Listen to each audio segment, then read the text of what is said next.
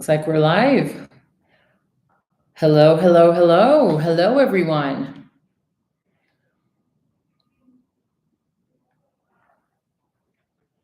Welcome to Make Success Your Lifestyle. I am Vanessa, and today I want to get really transparent and personal with you.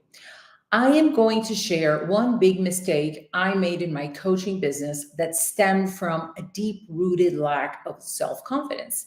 And before we dive in, I want to make sure you download my free guide, Impostor to Impact, my 3-step blueprint to master the mindset of a successful businesswoman as you shift from imposter syndrome to confidence so that you can attract high level clients and watch your business soar. Just click on the link in the description and get it now for free. And if you're on TikTok, just click on the link in my bio and you can get it for free. You might be thinking, but Vanessa, you coach women on owning their power and feeling confident. Why do you want to talk about your mistakes? And, that is precisely why I feel it's so important to open up about my own journey because I want to inspire you. I want to inspire you to keep evolving. I want you to show up from a place of power, from a place of confidence. And most importantly, I want you to know that the journey to success is far from perfect and you can still get there. So the most important thing to do when you make a mistake is to learn from it, not feel bad or feel guilty. You see, overcoming mistakes and even avoiding them to begin with is the result of doing the inner work to transform your mindset and change your decision-making process entirely. It's that inner mindset work that has allowed me to stop making fear and lack-based decisions and start making clear, empowered choices that are fully aligned with my business and personal goals as well. The mistake I'm going to talk about today was pretty huge. So I really want to break it down and show you the causes I was able to identify behind that bad decision to give you an example of how evolving your mindset means you make smarter and more accurate decisions in your business and in your life. And the truth is that, nobody wants to admit it, but we all make mistakes, regardless of our level of success. I really want to keep it real because the truth is having a success mindset is not a one-time job. It's about constant evolution. Every time you hit a new milestone, those old limiting beliefs can make a comeback, and they probably will make a comeback. It's just the normal thing that happens. So you need to be prepared to handle them. So I'm going to pull back the curtain and share the one big mistake I made behind the scenes. I'm going to discuss the lessons I learned, how I recovered, and how you can use my experience to avoid this type of mistakes in your own business. So when my business first started growing rapidly, I was gearing up for a big launch and needed to run some paid ads. Up until then, I didn't really have a team. I was just working with a VA. So I had been running all of my own ads. And quite frankly, I had been getting really good results. But as your business expands, one of the first things you need to understand is that you have to delegate the tasks that aren't in your genius zone, even if you do it gradually. And I am a coach, and yes, I did know how to run ads myself, but I knew that my time was better spent on other aspects of the business. So when a colleague recommended this ad guy who was supposed to be the mega expert, I briefly interviewed him and I hired him since he was so highly recommended, right? Well, I was really excited because although I had been getting great results running my own ads, I thought, well, if I'm doing this well as a non-expert, imagine how much better it will be with a real pro, right? Well, wrong. Let me tell you, I was dead wrong. After spending a whopping amount on that ad campaign with that so-called expert, the results from my launch were decent, but only because of my existing engaged email list. Not a single new prospect from that expensive ad campaign made a purchase. Zero. It was all wrong. I mean, I didn't even get such awful results when I first started testing my own campaigns and I started learning from zero. I was shocked, confused, and ultimately I learned a huge lesson. As women, we are often our harshest critics. That is the truth.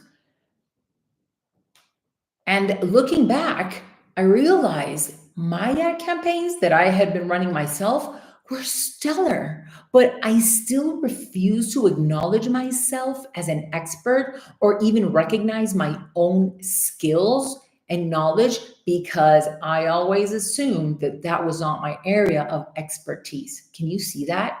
I failed to realize that the fact that I didn't aspire to dedicate my life to creating ad campaigns because I love coaching women and that's really what I focus on, doesn't mean that I didn't learn how to execute at an expert level when I was running my own ads, right?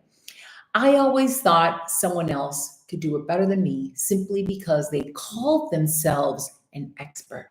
When I interviewed this ad guy, my real mistake was I didn't ask nearly enough questions about his processes, his strategies, or past results because I just assumed he knew more than me.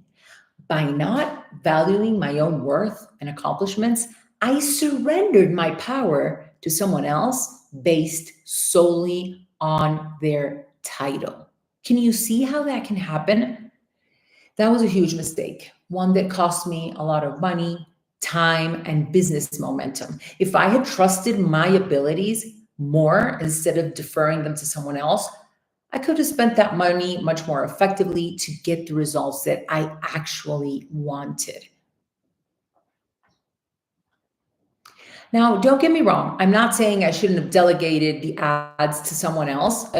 When you're at that point growing your business, it is the smart move to make. And I eventually did do that, but I moved forward only when I found someone who proved their expertise in the most important way by answering all of my expert level questions, oriented to have this all of these expert level questions were oriented to have this person prove that they had the skills that I, as an expert, was looking for. Can you see the difference of coming from a place of power than rather than coming from a place of lack?